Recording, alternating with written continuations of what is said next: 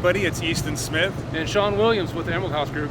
You know, with everybody staying inside right now, we thought we'd come out and give you a little sneak peek. That's right. We are here at the San Antonio Street Bridge. We're going to get the drone up in the air and just over those trees. We'll see how the construction's going. All right, let's have a look. All right. You